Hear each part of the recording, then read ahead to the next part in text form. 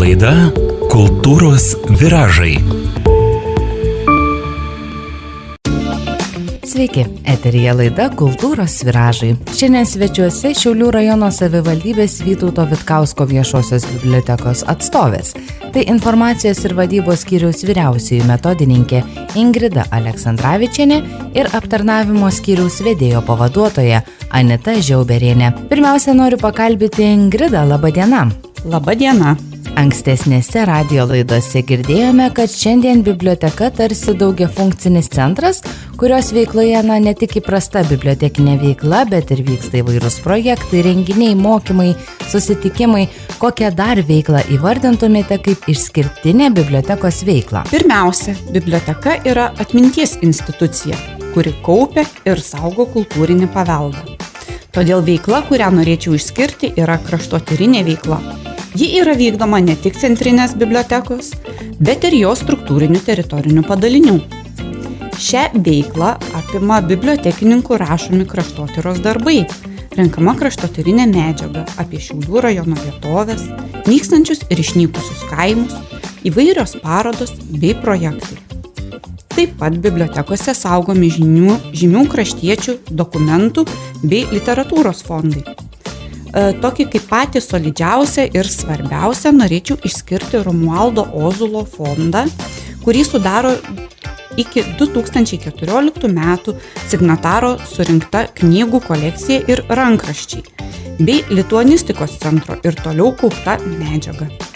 Įvairiapusė akademinė, kultūrininko, sąjūdžio ideologų, kovo 11-osios valstybės kūrėjo, centro partijos lyderio, visuomenininko patirtis lėmė gausų Romualdo Ozolo filosofinį, kultūrinį, politinį ir eseistinį palikimą. Visą šį fondą mūsų bibliotekos darbuotojai sistemina ir apskaito sistemoje Libis. Taip pat norėčiau pasidžiaugti bibliotekoje turimomis Antano Dilio, Kuršėniškių, Algirdo Dankiso, Vytauto Steponavičiaus fotografijų kolekcijomis, Vytauto Kirkučio skaitmeninių fotografijų kolekcija, Jono Tamulio negatyvų kolekcija, kuri siekia per 6000 negatyvų, Algimanto Podžiūno lankstinukų vaizdo įrašų kolekcija, grafikės Elvyros Kairiukštytės grafikos darbų palikimu bei kraštotyrininkės Irenos Rudzinskienės surinkta kraštotyrinių ekspedicijų medžiaga, kuri yra saugoma mūsų bibliotekoje. Didžiuojamės turėdami kalbininko Vytauto Vitkausko rankraščius, asmeninius daiktus bei kitų krašto šviesuolių artefaktus. Sakykite, kaip ir kokiomis priemonėmis supažindinate lankytojus su kraštotyra ir kokiomis formomis įtraukėte į krašto kultūrinį pažinimą? Stengiamės kraštotyros sritį pateikti kaip galima inovatyviau, kad lankytojui būtų įdomu. Pripažinkime, žmogų, kuris nesidomi krašto istorija ir ypač jaunimą, yra labai sunku sudominti šią temą. Todėl biblioteka vykdo projektus, kurie pateiktų kraštotyros sritį kitaip, įdomiai. Labiausiai pasisekusius projektus galėčiau įvardinti 2023 metais vykdytą projektą Kuršėnų gimtadienis kitaip, kurio metu buvo sukurta interaktyvi programėlė Pakuršėnauk, skirta pažinti kuršėnus bei pasitikrinti žinias. 2024 metais vykdyti net 3 projektai kraštotyros tematika. Vykdant projektą Etnofolk bangos buvo sukurtos naujos inovatyvios paslaugos, stacionarios ir mobilios patyriminės muzikos perteikimo instaliacijos, parodančios rajono etninį savitumą. Šiuose inovatyviuose muzikos klausymo įrenginiuose integruoto Šiaulių rajono liaudies dainos, kurios atskleidžia vietos kultūrinį identitetą ir padeda jaunimui geriau įsisavinti bei išgirsti esminius muzikinius dialektinius bruožus. Antruoju projektu Esi Šiaulių rajone biblioteka, siekdama suteikti, pagilinti ir išlaikyti gyventojų ir svečių žinias apie Šiaulių rajono istoriją bei pabrėžti sąsają su Europos Sąjunga, sukūrė naują, laisvai prieinamą, inovatyvią papildytos realybės programėlę. Tai patraukli netradicinė žaidybinė forma, kuri įtraukia ir skatina visus inovatyviai susipažinti su Šiaulių rajonu. Virtuali programėlė apima 6 Šiaulių rajone esančius kultūrinius istorinius objektus ir vietas. Programėlė turi 2 versijas – žaidimų ir turistinė. Projektą ženklai įprasminantis Zubovo paslaptis įgyvendino mūsų bibliotekos Ginkūnų padalinys. Šiuo projektu stengiamasi išsaugoti Zubovų šeimos palikimą, suteikiant galimybę visuomeniai giliau susipažinti su šios giminės gyvenimu ir veikla.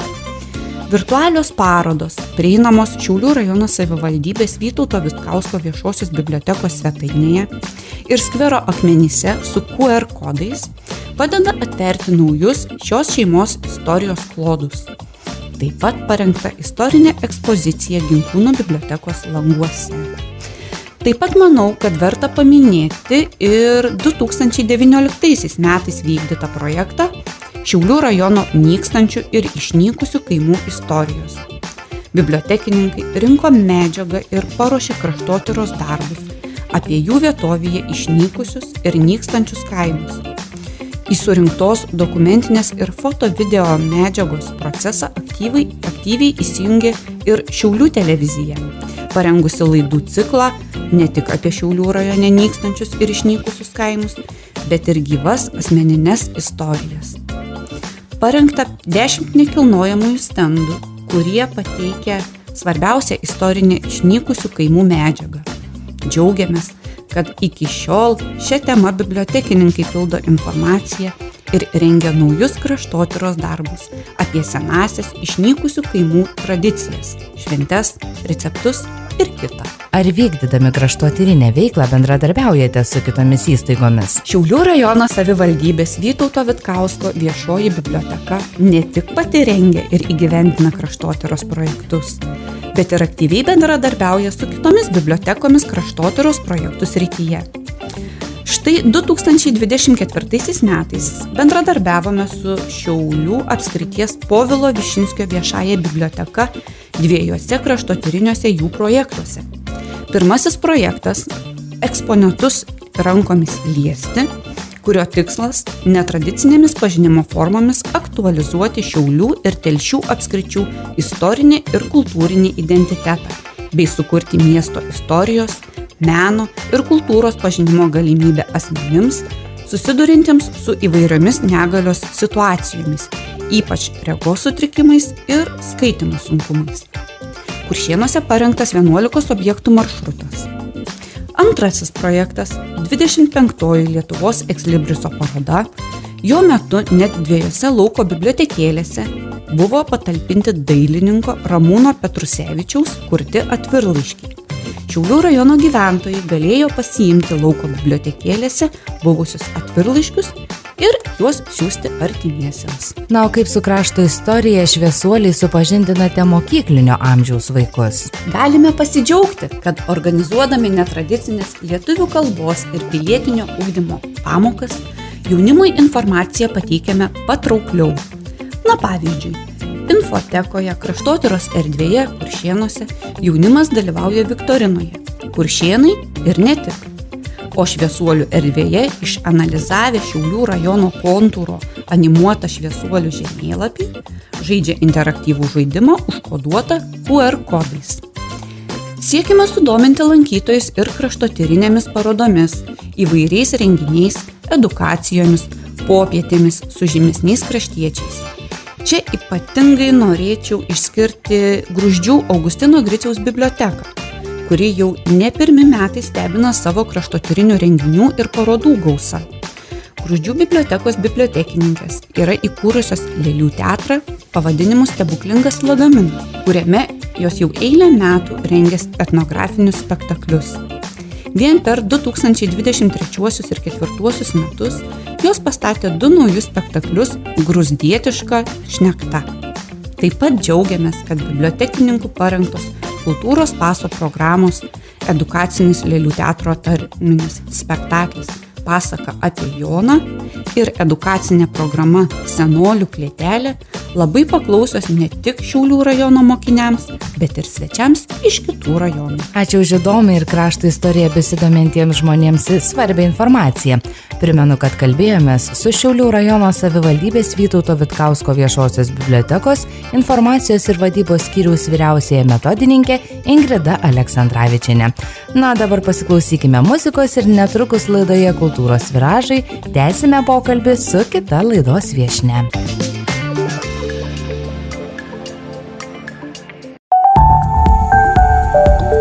Radijo laida Kultūros viražai.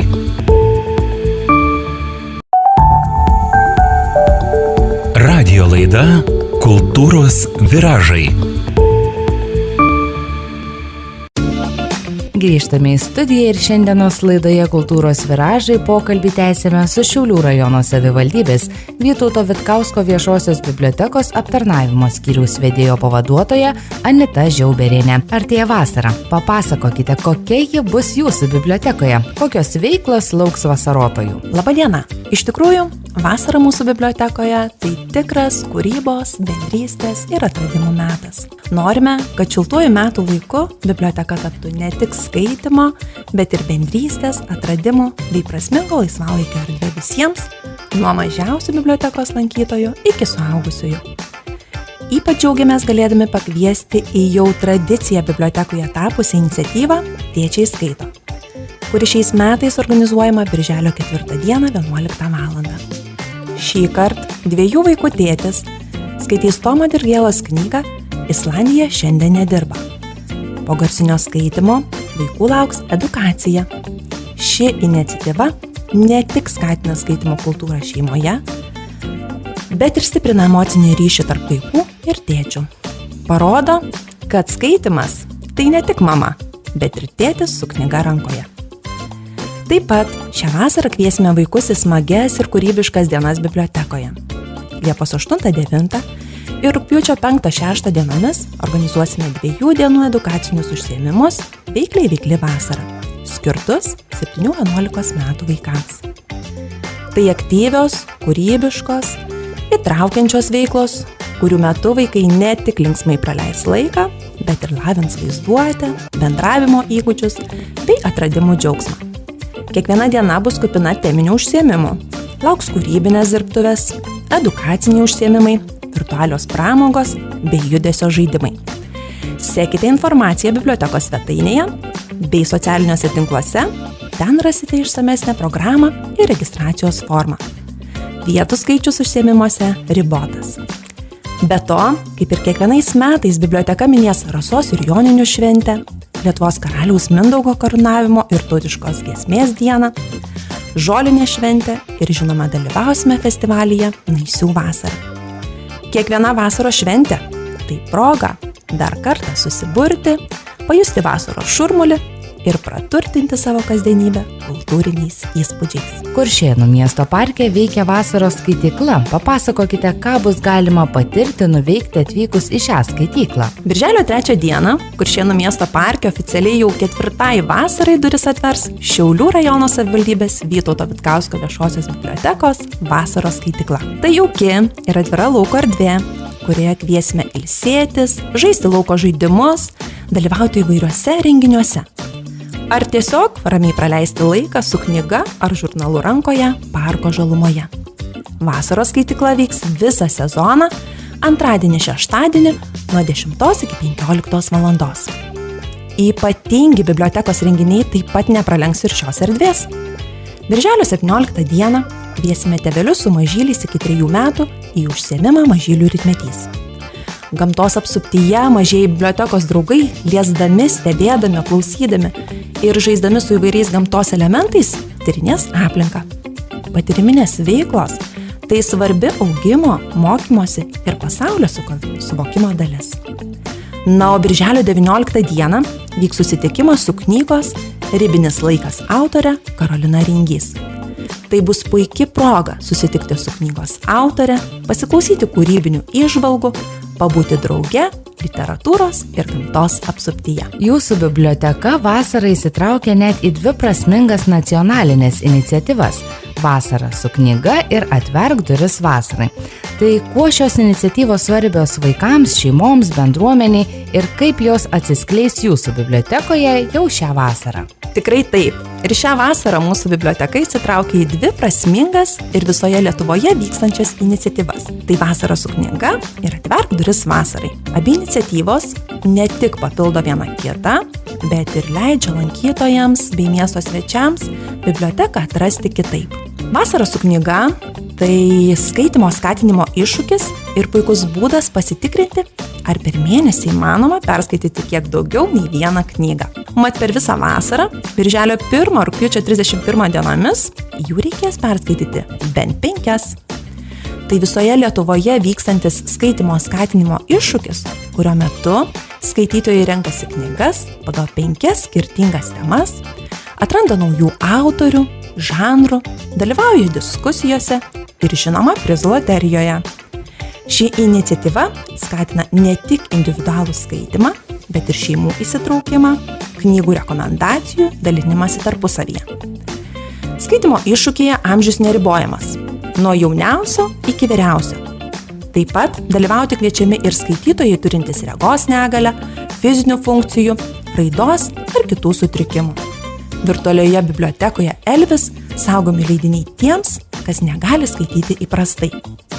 Iškilusiais klausimais kviečiu kreiptis į biblioteką, kur bibliotekos darbuotojas padės užsiregistruoti iššūkyje ir išsirinkti knygas.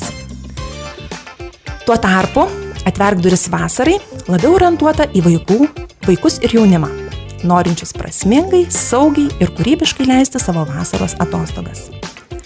Nuo birželio 2 dienos iki vasaros pabaigos rajono bibliotekose, taip pat viešojoje bibliotekoje ir vasaros skaitykloje vyks smagios kūrybiškos veiklos.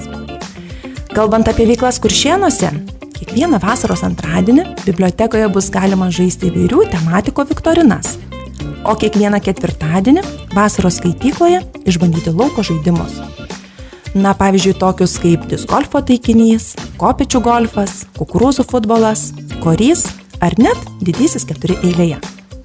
Birželio 10-17, Liepos 15-22, rugpjūčio 12-19 dienomis kviesime į biblioteką, kur vaikai galės išbandyti taškelio magiją, dalyvaudami edukacijoje spalvotai taškuota ir mąstydami netradiciškai, išlaisvinę vaizduotę, dalyvauti užsiėmime veidų žaismas.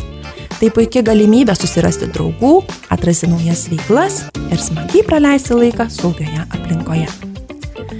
Abi iniciatyvos kurs atvirą, įtraukiančią vasaros atmosferą bibliotekoje, kurioje kiekvienas vaikas ar suaugęs galės rasti tai, kas įkvepia ar iššaukia smalsumą. Išsamesnė informacija jau netrukus pasidalinsime bibliotekos socialiniuose tinkluose bei bibliotekos tinklapyje.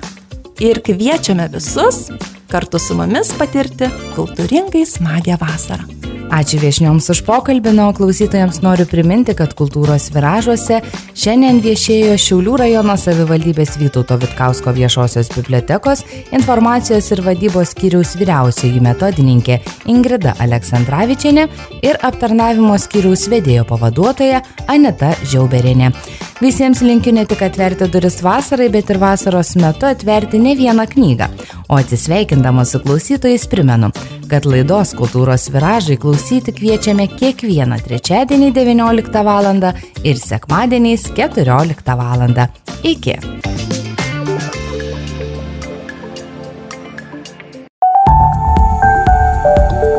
Radijo laida Kultūros viražai.